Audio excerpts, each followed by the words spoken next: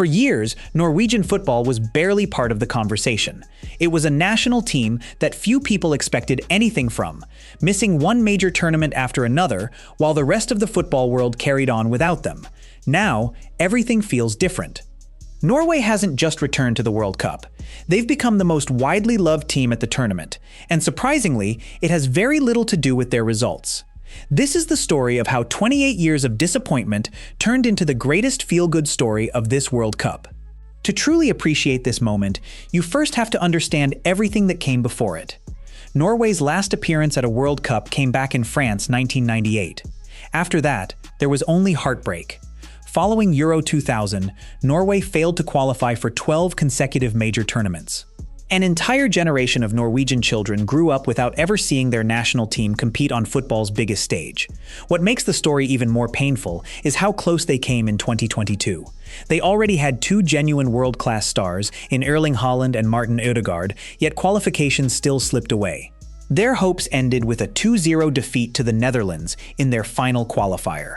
To make matters even worse, Haaland was sidelined through injury during that qualification campaign, leaving him to watch helplessly as Norway fell just short once again.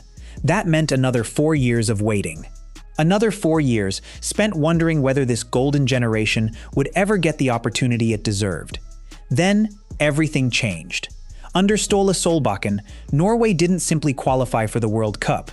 They powered through the campaign in dominant fashion.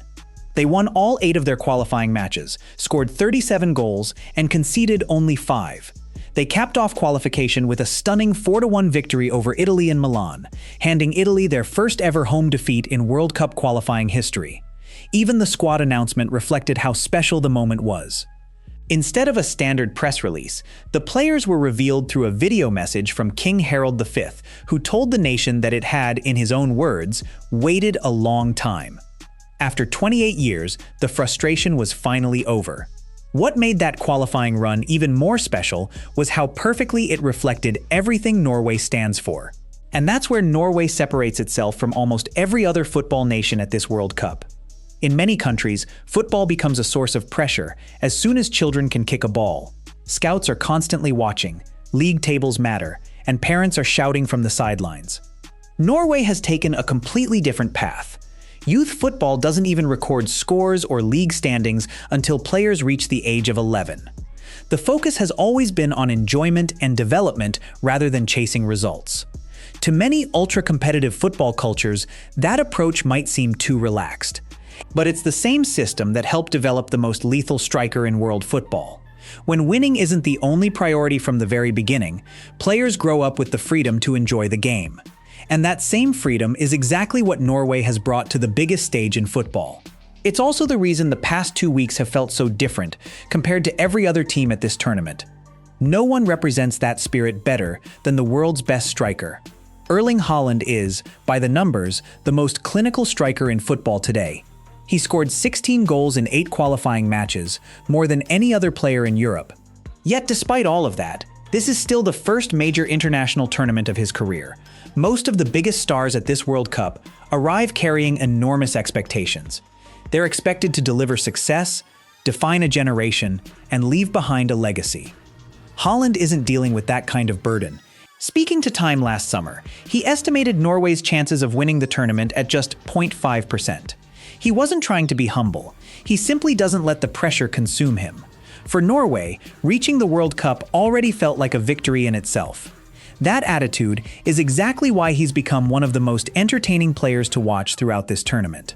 He wandered through New York City without anyone recognizing him. He even stopped at Katz's Delicatessen like any ordinary tourist.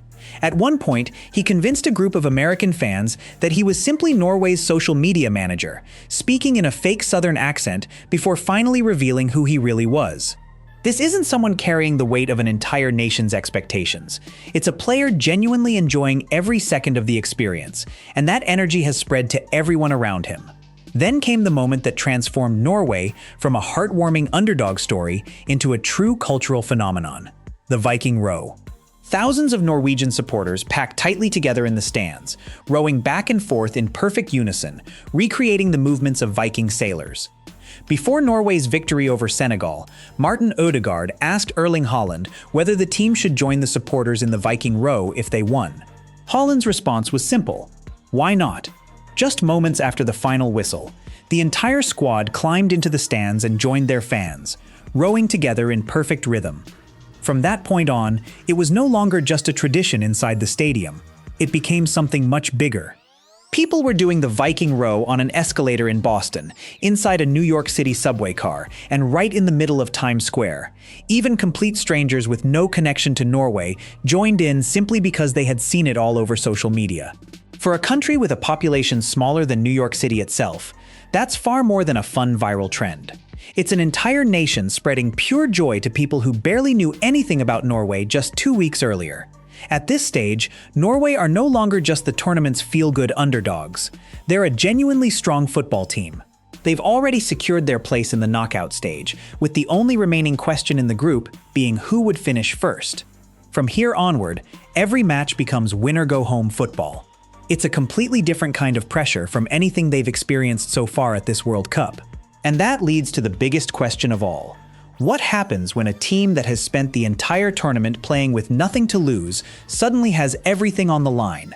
It took 28 years of waiting to reach this stage, and no one truly knows just how far this team can go now that the real battle is beginning. Norway didn't travel to America just to take part. They came to remind the football world why people fell in love with this game in the first place. Do you think Norway has what it takes to make a deep run in this tournament?